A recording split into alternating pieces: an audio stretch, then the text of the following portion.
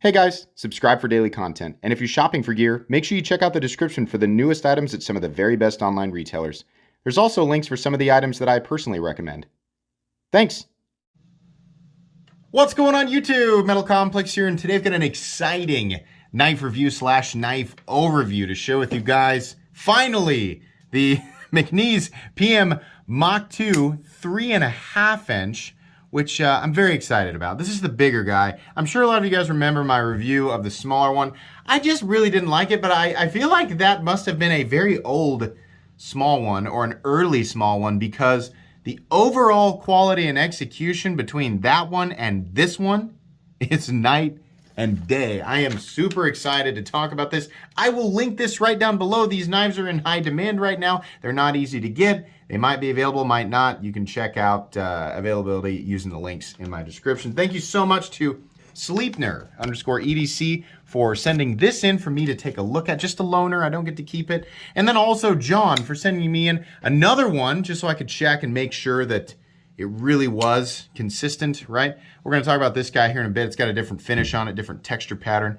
But thank you guys for loaning your knives to me for review. They'll go back to these two as soon as I'm done. Thanks so much to my patrons who are supporting me. Link for Patreon right down below. And please make sure to follow me on Instagram at metal_complex. Let's go ahead and get a measurement of this guy. Overall length of the 3.5 inch variant is coming in shy of 8 inches. I'm getting 7.75 inches with a 3.5 inch blade and 3.25 inches of cutting edge. How about some size comparisons up against the Ontario Rat Model 1 and the Ontario Rat Model 2? You can see here it is definitely a full-size knife, full-size presence. It's just shorter than the Rat 1, a little longer than the Rat 2. How about up against the Spyderco PM2 and the Spyderco Para 3?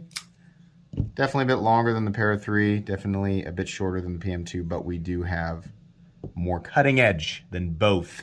I think that's important to point out here. The ratios are pretty good on this guy.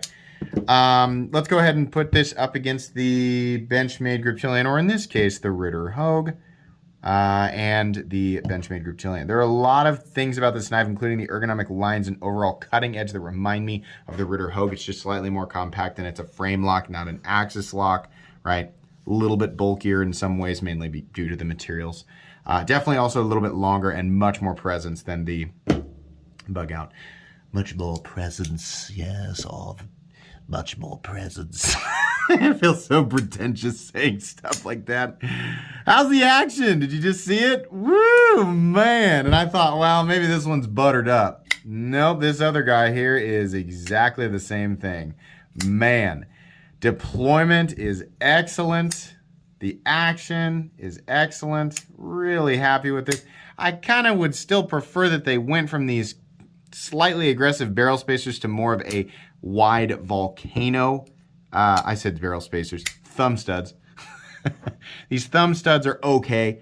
They would be substantially more comfortable if they were a wide volcano. They are already in the cutting path, which is probably why the gentleman behind these knives has opted to use something that's taking up minimal space. I still think a taper and then a soft rounded top might be a little bit better, but you know what? It's pretty good, and the action is so good. Disengagement, all of that is so good. I really can't complain all that much.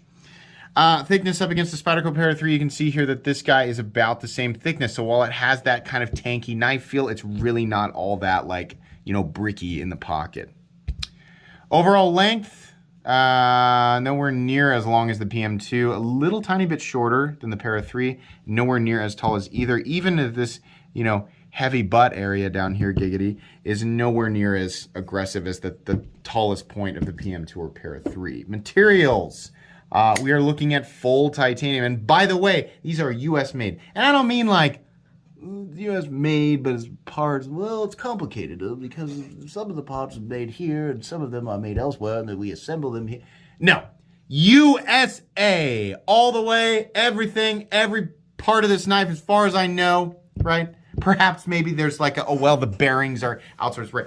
But this is in that tier of Hinderer, of Chris Reeve, right? Medford, it's in that tier. Demco, where it's really like, these are small batch, in-house, USA knives, right? So when people go and look up the price, that's so expensive, I can get a US made blotted diddly for half the price. Well, that's because there's a difference about the total amount of USness in it, and also because these are small batch. It's not a massive company that is pumping out tens of thousands of the same model. No, it's different, and it will reflect differently in the price tag. It's just factually true, right?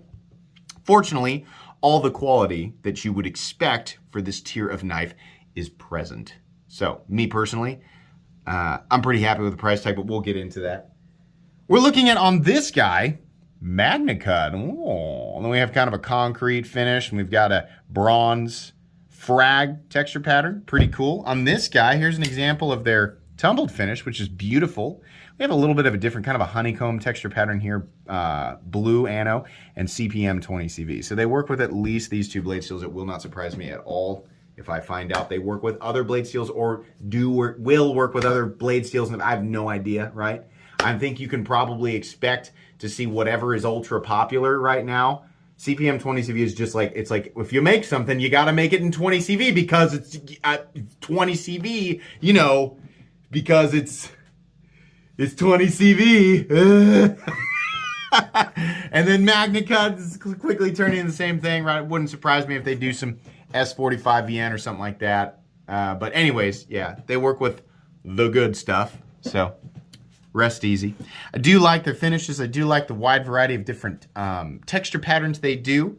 And the anno stuff, right? It seems like everything they do kind of has this kind of hard-working aesthetic to it, and that's cool, right? I think they should keep playing around with different texture patterns. It's always good. This would otherwise be a kind of boring canvas without these, and I applaud this. This is the kind of stuff that I like to see, so nice work there. Anyways, let's go ahead and do a hardware check. Let's give this guy a turn in the spotlight here. We'll get out my tools. As per usual, my tools are very inexpensive and very recommendable. You can find them right down in the section of my description that talks about the tools I use on this channel. We have a T8 pivot, which is fine. It looks like you've got an adjustment head on both sides, which is just fine. We have some T8 screws here. I really wish the heads were a bit bigger because what happens here is over time gunk builds up on top of the head. And while you can blow it out, it's just easier to get trapped in there, and it can kind of mess with you when you use it. But this is okay. It's still T8, and it's minimal. These screws go all the way through to the other side, which is actually something I prefer. It's just 2 less screws. People are always worried, what if you strip the threads in the titanium, then the whole tie side's ruined? I have literally never read about that happening. Ever. Ever. I've never heard of that happening, right? Is it possible? Well, sure. But geez, I honestly don't think there's a recorded case of it happening. Not under normal circumstances, right? So, I don't know. Do with that what you will. I think this is pretty cool. Let's go ahead and weigh it. So, titanium, and is there milling on the inside? I honestly didn't even look. Here, hold on. Ooh, you know what? I think there is. Yeah, okay. A little bit, yeah. Is there milling on this guy too, and is it the same? Yeah, it's the same thing. Little holes, right? Sorry if you've got trypophobia. Those are probably too big though, right? I don't know. Anyways, weight on this guy. I'm gonna guess we're coming in at 5 ounces. A little less, 4.48. Not bad. Not perfect ratios, but not bad. Your cell phone weighs more than that, right? Those of you who, you know, you wear jogging shorts every single day, then, well, maybe this would be a little bit too big. For those of you just wearing pants, right, your regular pants, you'll probably be all right with this guy. It's pretty, you know, has that kind of American tanky aesthetic without being an actual tank, and it is pretty compact. So, yeah. Let's measure blade stock thickness. So, what we are looking at here, let me reset my calipers. There we go. 145 thousandths, so not super thick, but also not thin by any stretch of the imagination. It's a pretty good kind of even, you know, medium blade stock thickness there. All right, so have we touched on everything there? I think we have. Let's go ahead and talk about this thing. So this knife just straight up works. This design works. It just straight up works better as a larger knife. The ergonomic lines, I mean, unless you have really small hands, but if your hands are my size or a little bit small, I have pretty normal sized hands for a guy, right? If you're XL glove, anywhere from large to XL glove, this is just gonna fit so perfectly in your hands. It feels great, and even though the clip is not milled, which is kind of a, it's kind of a bummer. Truthfully, other, like most, of the famous all USA companies in this price tier are doing stamped clips. I think Medford does a few different variations of milled clip, but a lot of that stuff is just a stamped out clip, right? It would be a lot cooler if it wasn't, but I mean, considering the competition, you just don't see it. This clip does not create much of a hot spot unless you are really squeezing, and it is that corner right there. I think if we just rounded that off and turned it into a spoon, it would still look good, and it would not create that, rough spot. But, for the most part, it's really good. The lines just make so much more sense on this bigger guy here, and I love it that much more. Access to the frame lock is good. No double clutch or anything like that. This is a thumb stud opener, and the thumb studs are positioned correctly. The downside is that they are in the cutting path. I'm curious if he'll ever do a version with a choil up here so that it won't matter, right? Because you're choking up on it. But it's only going to be a problem if you're cutting straight down, right? And there's your distance to clear the thumb stud. Most of us don't cut like that. You kind of do like a slicing motion, or you start your cut in the middle of the blade, right? So you're only going to run into trouble if you are trying to cut that real thick cardboard and you're cutting straight down. You just kind of have to cut at an angle to get it to clear. And what I do when this happens is I kind of make sure that my skin is covering, right? So I can feel it. If it gets close, obviously I don't want the cardboard rubbing up perfectly against my hand, because that's a good way to get a nasty cut. But you can feel it there, and you can kind of it acts as a little sensory guard, so like where you're pushing the blade through. So not that big of a deal. I mean, if he moves the thumb stud up, it's gonna you have to change this whole area here, because it has to clear this and has to clear this as it's coming around. So it's fine. Not really that big of a deal. Chamfering, wonderful. This is all wonderful. It's very comfortable. I love it when we have a texture pattern, but then the pattern is highlighted by a milling line, and that is exactly what he did here. Not on this guy. It just goes all the way to the edge, and this is fine. It's a little bit textury, but it's pretty shallow. I think this looks good, but this is fantastic. This offers, and it's on both sides. It offers meaningful traction, so barehanded or in gloves, but it's not super aggressive, and it looks good. Like, the pattern looks like it's supposed to go. Both of these knives look like the whole theme looks appropriate for the knife, right? And because the knife has basic lines, which is not a bad thing, it has basic lines, it works, right? There's a lot that you can do with this, because so many different texture patterns and finishes, and they look good, right? It says McNees PM on the front. On the other side, USA, and then it has the steel. I think that's fine, no big deal. Excuse me, that was a weird breath. We have a flat that runs out about 85% the length of the blade. A lot of material carried out to the tip. This is definitely a strong geometry. Comes down to a reasonably thick edge, but still an edge that is capable of slicing and cutting. It's an all-purpose blade with an emphasis on strength, right? So not the best geometry for CPM 20CV. MagnaCut, I don't know. It's hard because I'm not I try to say this often when I do knife reviews. I do not go out and absolutely, test the steel in every conceivable circumstance, right? People are like, well, then you shouldn't be. I would challenge anybody, right? Anybody creating content. You understand the number of differing opinions on just in the world, like people watching this type of content. The number of ways that would be expected to test a blade, right, It is not as simple as like, oh, just cut a few things and then come back and then that's good enough for everybody. Oh no. Oh no. No, people will demand that you test things in a very specific way that is completely and totally the opposite of the person directly to the right or left of them. So I use my knives the way that I normally use my knives, which is like a regular person. I cut open packages and boxes and, you know, little things here or there, right? It is not extensive enough to say definitively exactly how any specific composition within the parameters of this specific geometry will interact with an infinite number of materials and an infinite number of circumstances. I know that people don't want to admit that it is that complicated, but it is. Welcome to the knife world. So no, I don't do that. No, I'm just not. Sorry, I don't want to play that game with everybody who's watching.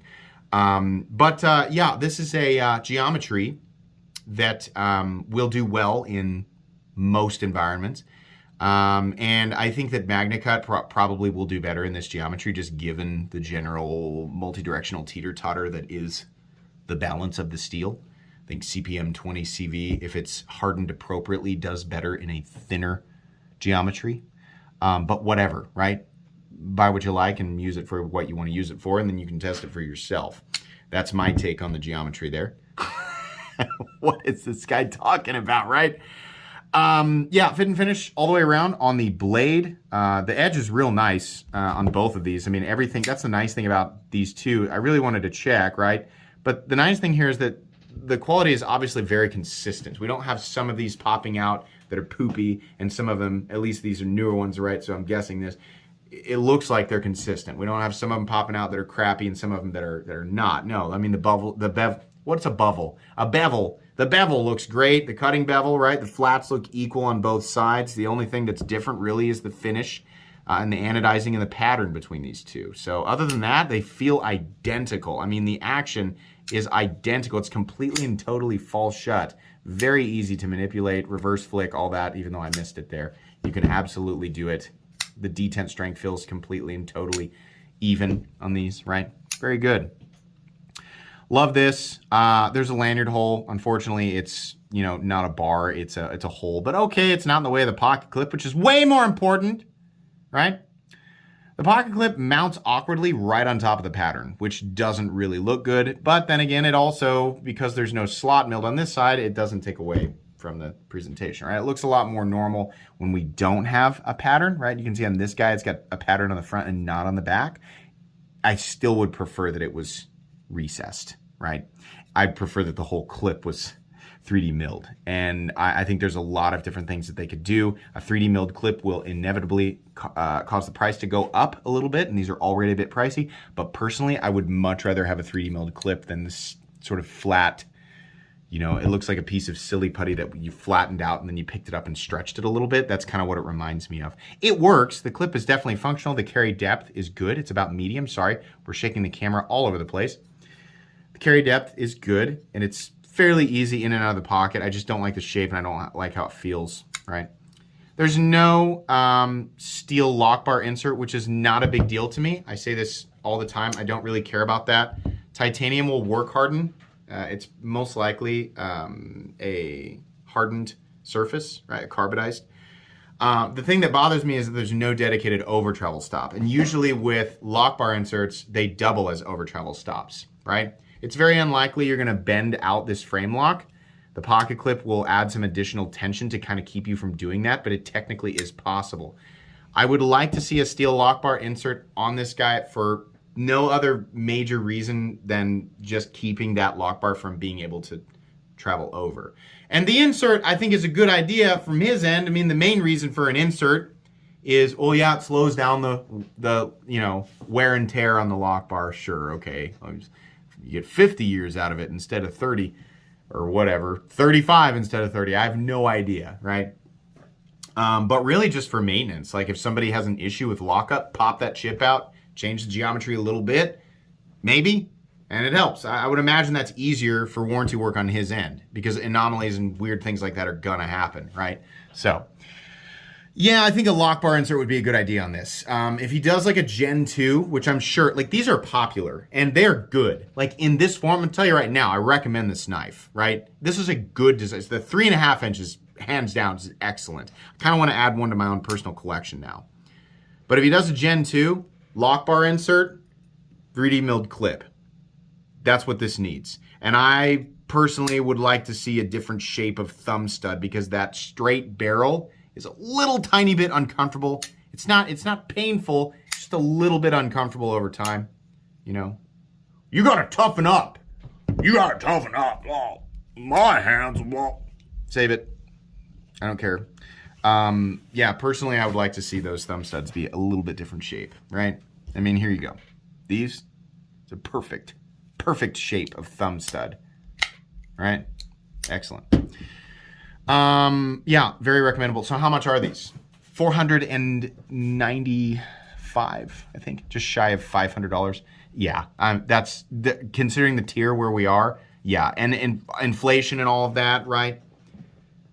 Just a little bit more than an Umnumzan or a Chris Reeve knives, right? But these are not being made in nearly as large quantity, right? We have to understand that. We can't just pretend it's exactly equal for everybody. No, this is a smaller operation, right?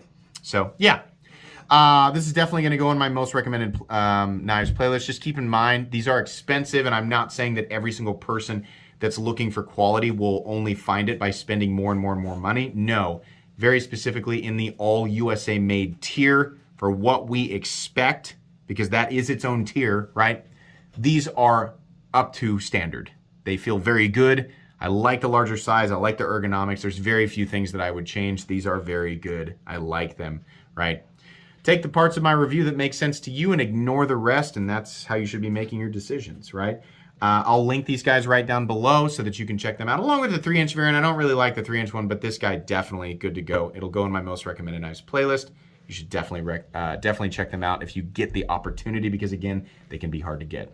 Thanks to the gentleman who loaned these to me for review. These will be going back to you. Please make sure to follow me on Instagram at metal_complex. If you enjoyed this video, leave a like. If you'd like to check out my other content, I do of course have lots of videos of knives that are either expensive or inexpensive that I do or don't like, so check those out. And if you enjoy all my content, go ahead and click on that Metal Complex logo right there and subscribe, because there's definitely more coming. Thanks again for watching, everybody, and have a great day.